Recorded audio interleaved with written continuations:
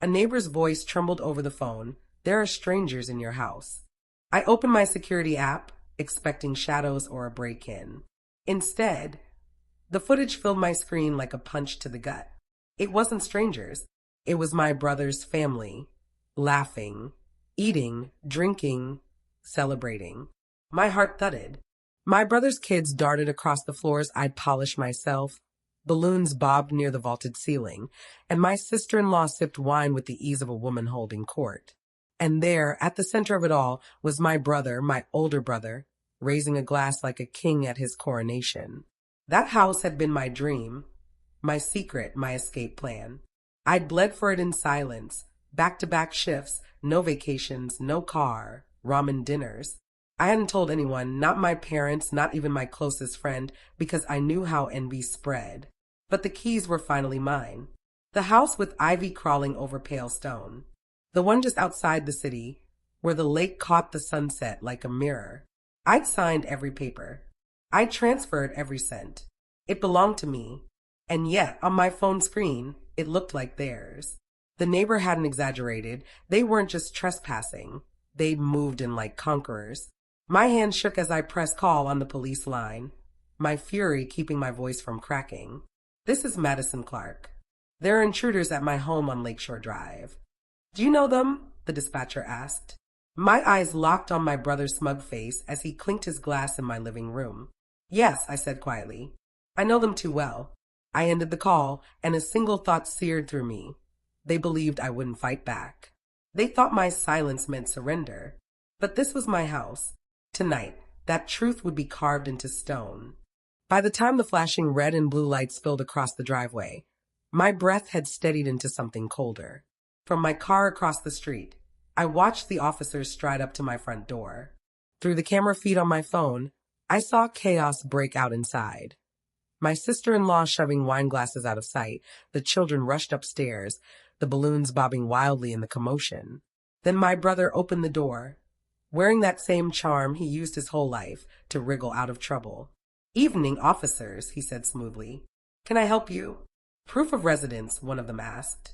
This is family property, he replied, stammering just enough to betray himself. We've been here for years. Family property. My stomach turned. I stepped out of my car, the night air cool and biting at my skin, a folder clutched in my hand, every deed.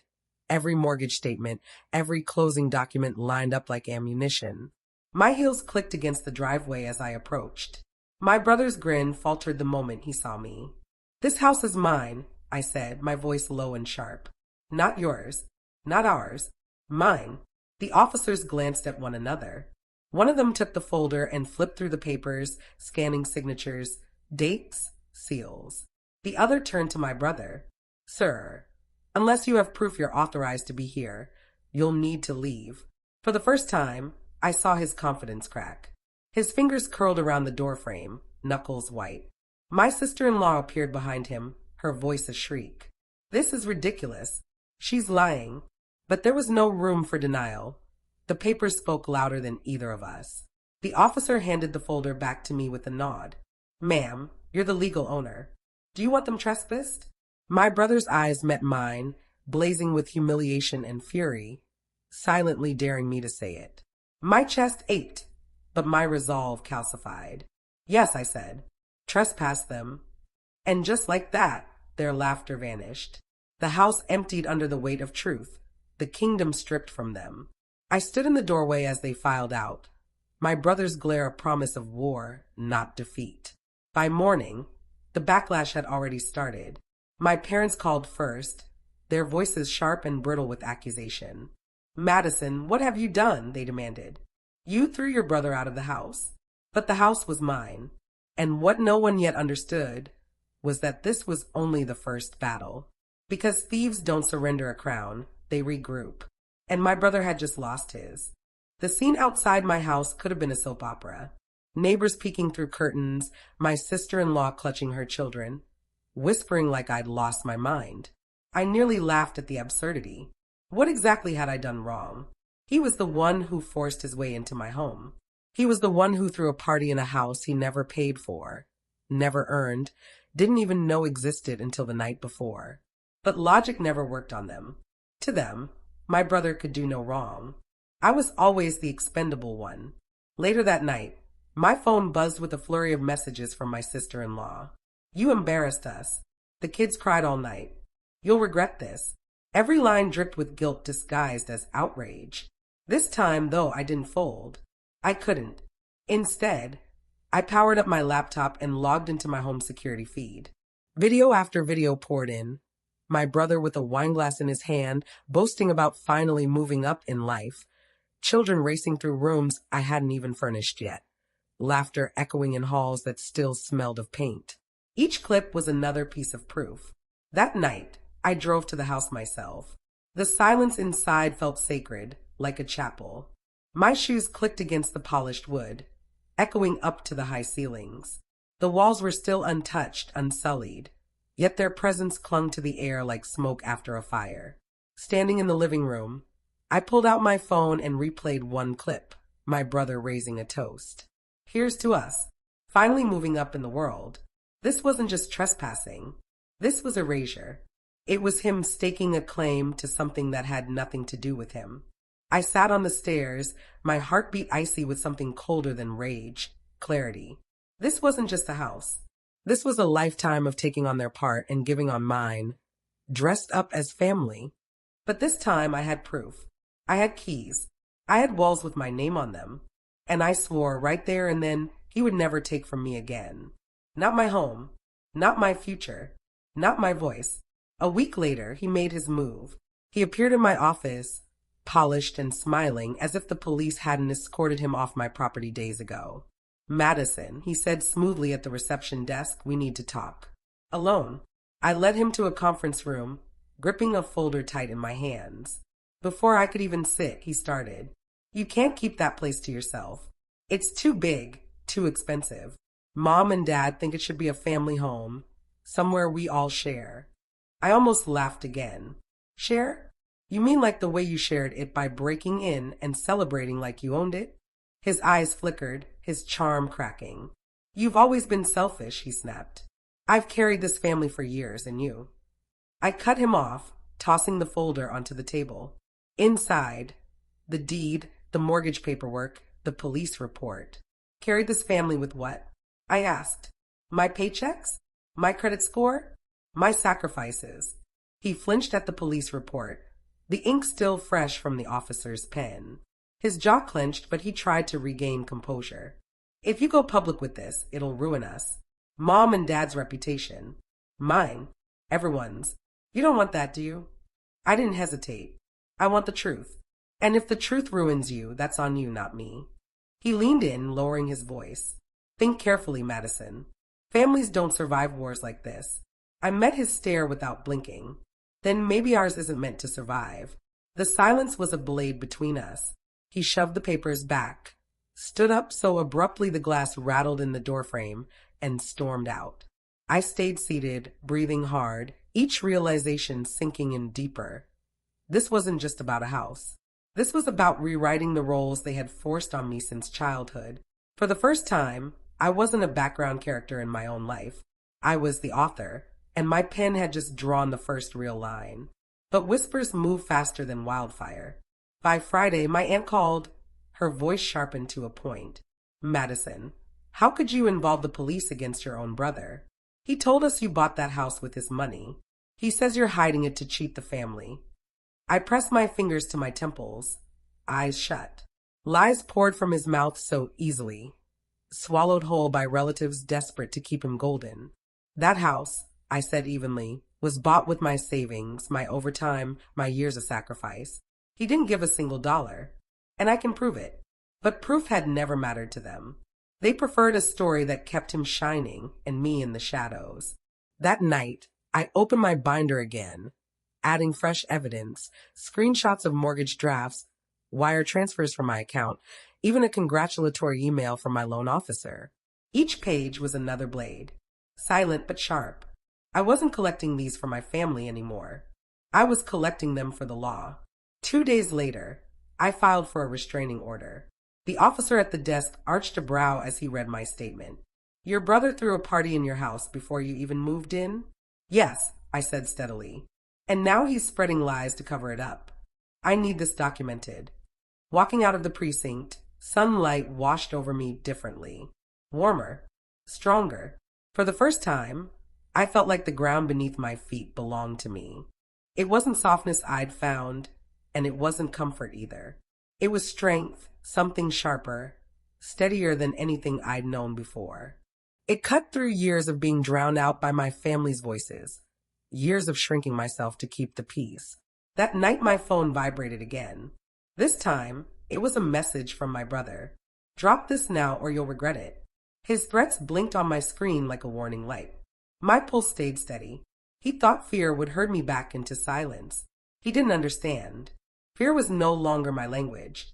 The truth was, and his lies were already crumbling under its weight. Because this wasn't just a house anymore. It was a boundary carved in stone between the life he tried to take and the life I was finally claiming as mine. When the restraining order came through, everything shifted. For the first time in months, I slept without waking to phantom footsteps, without imagining fists at the door. The house was mine, fully, legally, undeniably mine. The silence that used to suffocate me now wrapped around me like armor. But my brother didn't vanish. He changed tactics. He took to social media. Photo after photo of his family crammed into their small rental, captions dripping with self-pity. Some people hoard while their own blood suffers. Cousins, family friends, distant relatives, all chimed in with cloying sympathy, praising his supposed sacrifice and condemning my so-called greed. I saved every post, every comment. Screenshots stacked up in neat folders. Lies are brittle things. Evidence lasts. I threw myself into work. Longer hours, sharper focus. Promotions loomed closer. Every paycheck reminded me, this home wasn't a stroke of luck. It was built out of labor, nights of exhaustion, mornings of grit. And slowly, messages began to trickle in from those who'd once doubted me. Hesitant apologies, tentative questions. Doubt had begun to creep into his story. One evening, with the lake glowing gold beneath the sunset, I stood on the back porch and watched ripples shimmer across the water. My neighbor strolled over, hands tucked into his jacket. You did the right thing, he said, voice low and certain. Most people would have caved under family pressure. But you drew a line. His words lingered long after he'd gone. A line. Yes, that's what this house was. Not just beams and shingles, but a declaration. I would not be erased anymore. Not diminished. Not stolen from. Later that night, another message came. This one from my father. Your brother is hurting. Couldn't you give him a share? For peace. I set the phone down. My heartbeat didn't even quicken. Peace built on theft is not peace at all. It's surrender. I glanced around at the home carved out of years of sweat and sacrifice. They could call me greedy. They could call me cold. They could call me anything they liked. But they would never again call my brother the owner of what was mine. My name was on the deed. My name was on the future. The confrontation arrived sooner than I'd expected. A hard knock rattled the door one Saturday afternoon. Through the peephole, I saw them all. My parents, my brother, his wife. Clustered together, faces rehearsed like they were about to pitch a deal in a boardroom.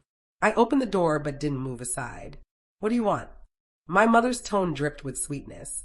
Madison, honey, let's not make this ugly. We just want what's fair. Fair. The word twisted inside me. My father cleared his throat. The families decided the house should be shared. Your brother's kids need space. You don't even have a family yet. It's selfish for you to keep it. My brother crossed his arms, smug. Sign half over and we'll drop everything. No lawyers. No drama. I let out a cold, sharp laugh. You think this is a negotiation? You broke in. You lied. You dragged my name through the mud. And now you show up here, demanding a share. My sister-in-law sneered. If you don't, no one will stand by you. You'll be alone. I stepped forward, bracing my hand on the doorframe like a shield. Then alone is what I'll be, because I'd rather stand in truth by myself than drown in your lies surrounded by family. I raised my phone, already recording. Their faces faltered. My brother's smile cracked first. Then my mother's mask slipped into panic. This will go to the court, I said, my voice flat. Every word, every demand, every threat. Silence fell. The power shifted. This house was no longer their stage. It was mine. Finally, my father muttered, "Come on," and turned away. One by one they retreated down the driveway, shrinking like shadows at sunrise. I shut the door, locked it, and leaned against the wood. My hands trembled, not with fear but with freedom. They had tried to storm my walls again, and I had sent them away with nothing but the reflection of their own faces. The house was quiet again, but this time the silence felt earned. I walked through each room slowly, touching door frames, polished counters, cool walls. Each surface whispered the same truth. I built this. I earned this. This is mine. A week later, the court papers arrived. The restraining order was extended. The footage sealed their fate. Their ambush was documented. Their threats undeniable. The judge's words were clear and cutting. This property belongs solely and lawfully to Madison Clark. No loopholes. No shared ownership. Just clarity.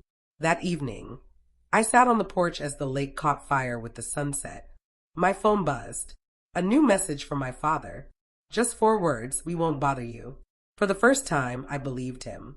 But the victory wasn't about forcing their silence. It was about finding my own. I lit a candle and set it on the mantel, watching its glow dance across the walls. For years, I had been the daughter who gave, the sister who yielded, the one who bent until she nearly broke. Not anymore. This house wasn't just a dream home. It was my statement, my line in stone. Neighbors still wave when I pull into the driveway. Some whisper about the scandal. Others admire the courage. None of it matters. What matters is the key resting solid and certain in my palm.